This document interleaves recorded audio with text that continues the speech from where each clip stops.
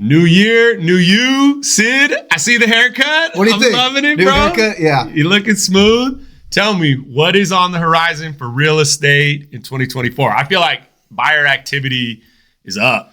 It is up. 2024 has been busy so far. A lot of times we just went over our Super Bowl picks. Everybody says wait till after the Super Bowl. Well, this year, 2024, wait till the 1st of January. Let's go. It's very busy out there. We got good new market coming up right now. We have some good listings that have just hit the market, and buyers are out in full force. Multiple offers. They're on the table again. I love it, man. I love it. So we talked about a recent report that we read that said that home affordability is at basically an all-time low. So I'm asking you, in the Sacramento geographic area, what are some neighborhoods that you would target as still pretty affordable for maybe first-time home buyers? Yeah, I still think everybody loves Tahoe Park. I think Tahoe Park is still an affordable area to get in as they continue to do work on UC Davis Medical Center. And then there's Oak Park, right? You know, it still has some great streets over there.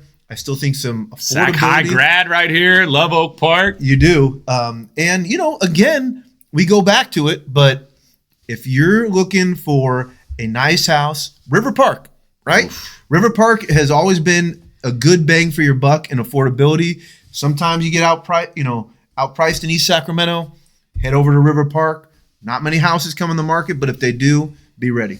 How are buyers that maybe waited a little bit, how are we going to get them ready to compete, get their offers accepted this year?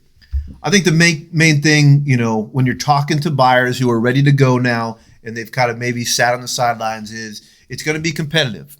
All right. And we tried to tell people, right, buy earlier, but if you have waited, it's going to be competitive. I think that the main thing is educating them beforehand, going into it, having good relationships with the real estate agent who is potentially listing the home, and giving them as much information before we submit that offer. So maybe on your loan side, you could be extra prepared, right? So either remove your contingencies up front, remove them in a short period of time, be ready to close quickly. So get your lender as much information as you can up front so that you can make yourself most aggressive offer as possible. I think we've always done that in the past, Nick. If we know that we're going into an aggressive property, when you pre-approve a buyer from me, we're hoping if we have to, we have that conversation, we have it with the buyer as well. Can we release that loan contingency because you've already done your work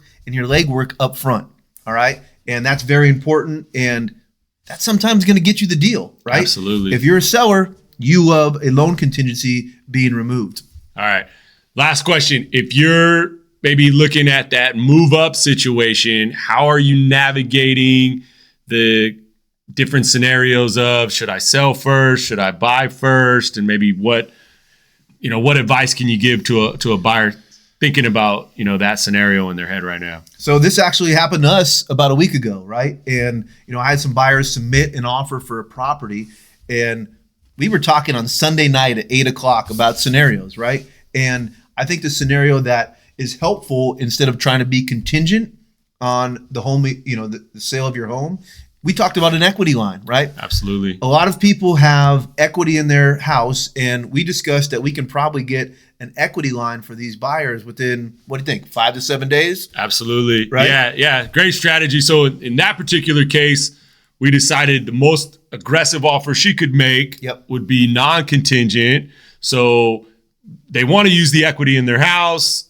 They want to sell after, no problem. We're going to get an equity line, pretty much utilize it like a bridge loan, utilize that equity, make an aggressive down payment, make a non-contingent offer, make them look better. I still think if you can, strategies like that typically are more appealing to sellers and listing agents on that next property, right? It's going to make a difference, right? Sellers are going to look at the offer and say, hey, listen, they're non-contingent. They have only contingencies they have, or maybe appraisal, or maybe inspection. If they're contingent on selling their home, they're going to fall to the back of the line. And I think that people who really want that home come to us. We can utilize these strategies and get you in the front door. The moral of the story is this is your year. This is it's the your year. time. Make 2024 your year. New haircut. that you capitalize, buy a house, get a new haircut, whatever it is you want to do this year, you can do it. We're ready to go. Sid's living proof.